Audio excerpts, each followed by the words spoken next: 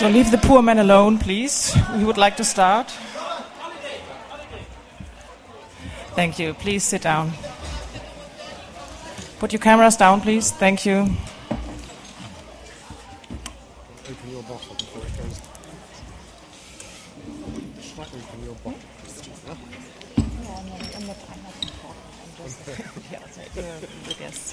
Thank you. Do you think we clashed, Christina? Would you please sit down too, sir? Is it? Thank you. So, welcome everybody to the press conference of the movie Bellamy, this year's competition. And we have a lot of wonderful guests. I'm going to introduce them to you, starting from your left. The director, Nick Ormerod. Welcome.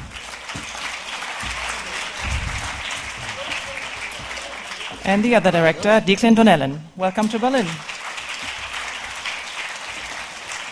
And this is the fantastic Christina Ricci. Welcome.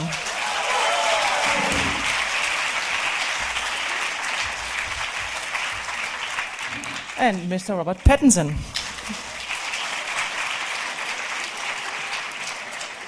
And this is Holiday Granger. Welcome.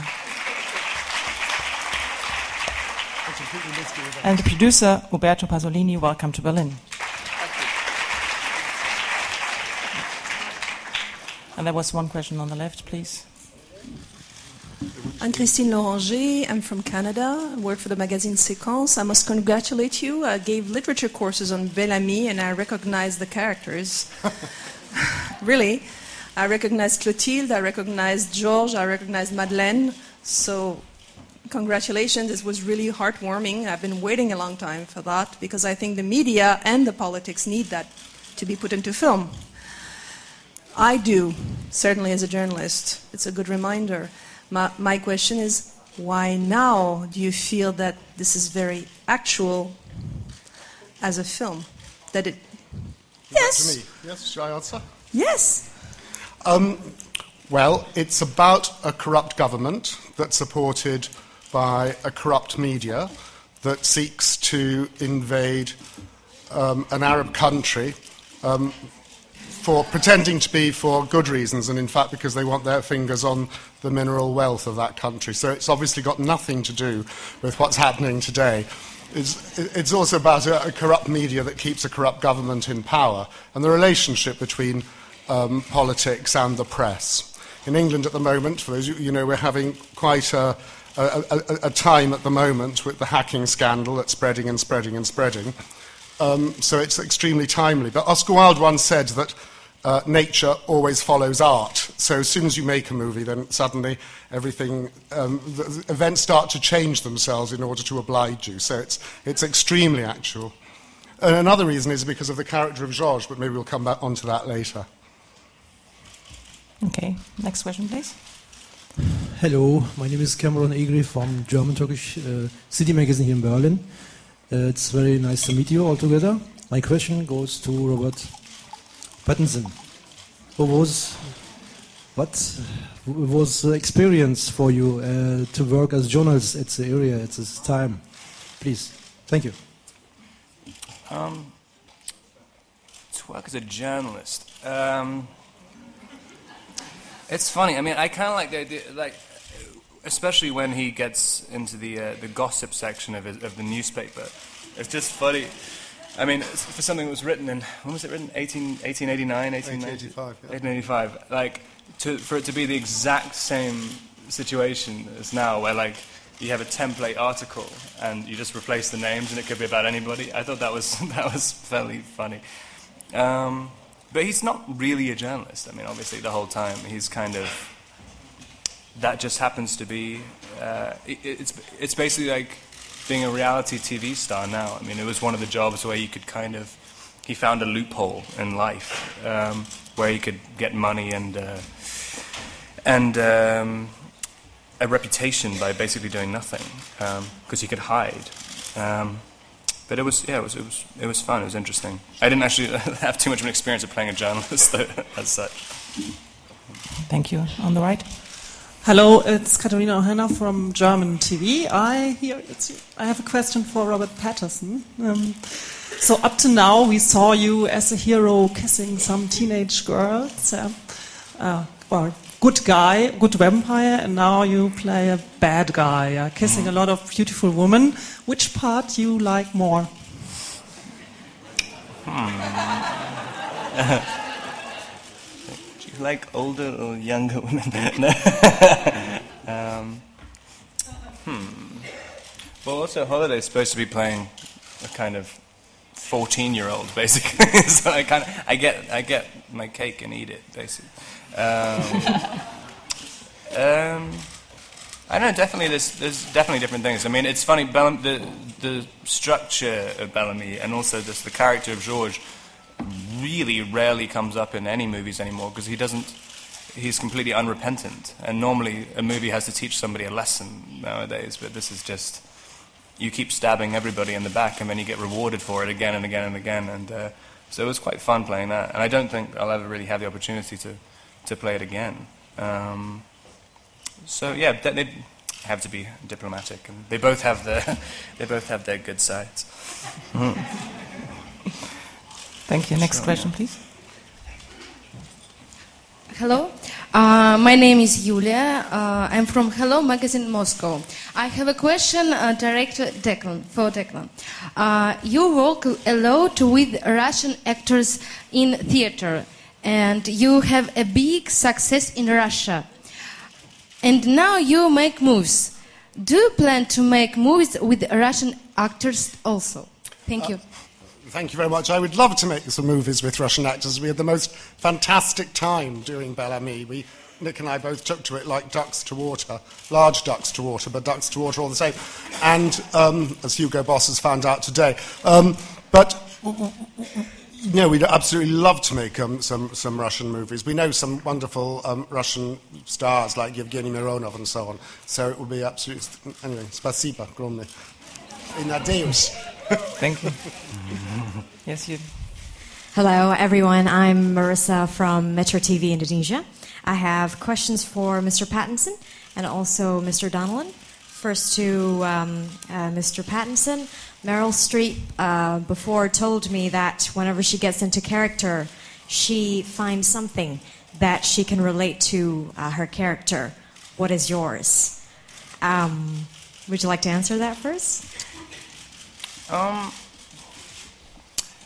mean, there was when I read the script a long time ago now. I mean, I was quite young, and I think I've changed a little bit since. But when I first read it, I did like the idea. I immediately related to just the idea that someone's energy wasn't about trying to achieve some kind of goal. The only time he had any energy was when someone slighted him, and you would get. So just for someone, a little petty insult, he would get the most enormous amount of energy, and that would drive him. And so it's kind of, I found that that's kind of how I was a few years ago. If someone insulted me, I would get 10 years of ambition out of it. I kind of understood that. I mean, it reminded me a bit of Giant, in that you create an empire just so you can shit on someone else. But I think I've grown up a little bit now. I'm much more. I'm not as horrible. Okay, and for Mr. Donnellan, what made you cast Robert Pattinson for this role? Thank you. Because we were very, very lucky to get Rob. I thought he'd play it extremely well. I mean, he connected immediately to the role and completely understood the part, completely understood the venality of the character. I was really struck at our first meeting. And I was also very flattered because Rob wanted to rehearse with me for a whole month before we began the shoot. And that was wonderful for somebody with Rob's unbelievably busy schedule to want to devote that much time to rehearsing before we began. But no, I think he's wonderful, the part. The part's in a way the opposite of Rob, because, and that's quite interesting, is the other half of the coin, because what the part's about, I think, is about somebody who has very little talent, who gets to the top on no talent. And it's a great parable for our times. And he kind of uses the energy of the society in which he is against itself. So he does a marvellous judo throws. So he's in this world of sharks, and he mirrors them. He becomes a shark like them. There's one hurdle, he gets over it, another hurdle, he gets over it. And I think that's an extraordinary thing about the part. And Rob really keyed into that And it was very thrilling. I just remember that very first conversation in London we had about that years ago now. I was very thrilled by Rob's take on the part, and he's brilliant at it, and we work very, very well and very warmly and very closely together, and that's why. Thank you. Next question, please. My name is Mahar Sigit. I wanted to ask about the language, but you cited Oscar Wilde, so I can understand that. So my question goes to Patterson and to the producer. Patterson, you are today a role model for many young new generation, which include my daughter, 8 years old, and my son, 14. But because wherever I move at home, I see your picture. So what do you think you owe this, let's say, this young generation that is after you, that makes you so famous? Do you feel a responsibility? And just a minute, the second question was how much this Italian production with Christina Ricci in this film, can you tell us about it? Yeah, I mean, I guess my responsibility, I think it's not necessarily to give anything back other than try and do the best work you can. I mean, you get an audience for doing certain jobs, and so I think the biggest disservice you can do to your audience is just trying to keep repeating the same thing and trying to get them to come just to get money or whatever. But if people are interested in what you're doing, then if you try and do as interesting films as possible or as interesting subjects, then I think it's great if a Twilight audience would come and watch Bellamy. I mean, it's like a movie which I wouldn't have thought that audience would necessarily go to. So I think that's, in some way, if that's probably being kind of arrogant, but like it's kind of doing a service to someone. I mean, I felt like I learned a lot doing it, just reading the book. So I would think that people, especially young people, would learn a lot from it. That makes sense. The film is not strictly an Italian production. I'm an Italian, but I'm based in London. The film was financed by Rai Cinema, which is the mother of great filmmaking in Italy, by Studio Canal, who gambled a great deal of their resources on the rights for France and the UK and Germany on the film. It was helped by the tax system in the UK. It's really a British movie financed from all over Europe. And the cast is not a British cast. It's a best cast for the roles of the story. Thank you. Lida Bach, I'm a freelancer. I have a question for the directors. There's a scene in the book where George and his first wife return to the country. They visit his parents, and she's disillusioned by the reality, the poorness of country life, and we see what George is actually running away from. I always thought the scene is crucial for characterization, that we really see what's driving him, what he's running away, that we see which contrast there is between the lives of the rich and the poor, and here we only see a very idealized version of like dancing prostitutes in the Moulin Rouge, like kind of a cliche. So and one character says even the horse are getting rich. So why did you decide to leave that bit out of the novel? I found already it's very important.